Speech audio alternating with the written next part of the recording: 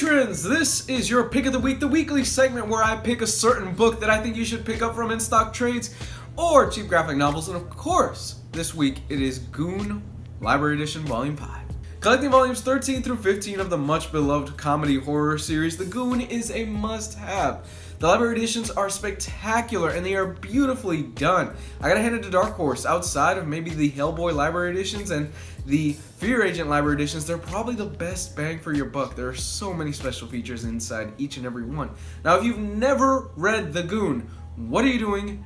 Go out, read The Goon. Centering around the character of the Goon and his best friend Frankie, at the beginning of the story they work for a mob boss named Labrezo when all of a sudden this zombie priest shows up and he starts wreaking hell on the town. This of course can't happen because it affects the Goon's profits and he doesn't like that, and neither does the mob boss Labrezo. As the series goes on, you soon discover that things aren't what they appear and comedy ensues. This is one of the funniest books that's on the stands, and if you are a fan of horror comedies, things like Tucker and Dale vs. Evil or Cabin in the Woods, this is right up your alley. Yes, at times the comedy can get a bit childish and Eric Powell's writing can be a bit heavy-handed, but it gets better as it goes along, and Eric Powell's watercolor style paintings are gorgeous. If you've read the series before, then you know that Eric Powell gets better as he goes along. At the beginning of the series, his art is really rough around the edges and he really hasn't mastered his style or his way around the panel or his way around pages, but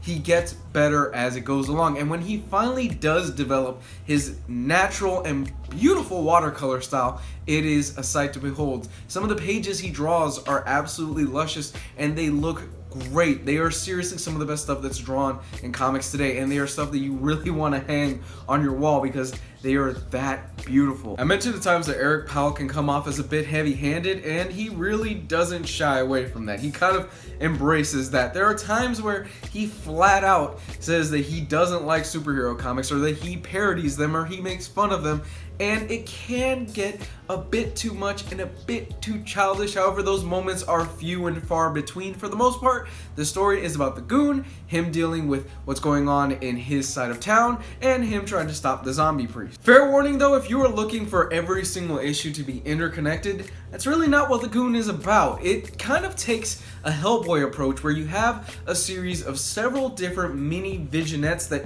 eventually lead into a bigger picture. At the beginning of the story, you're going to be reading one-shot issues, two-shot issues, things like that, and you're going to go, okay, this is great, but where does this tie into the grander story? Stick with it because eventually it does. For 28 bucks here, you are getting some of the best hardcover For 28 bucks here, you're getting one of the best hardcover collected editions. I absolutely love The Goon. I absolutely love these library editions, and this concludes the series. So if you haven't picked up all 4 volumes before, what are you doing? Go out and pick them up. They are beautiful little collections and they are absolutely worth the price of admission. That about does it for the pick of the week, guys. Thank you so much for joining me, and thank you once again for your support. Patrons, I love every single one of you. Stick around, we're gonna have a lot more content coming soon. Have a great week. Love ya. Bye.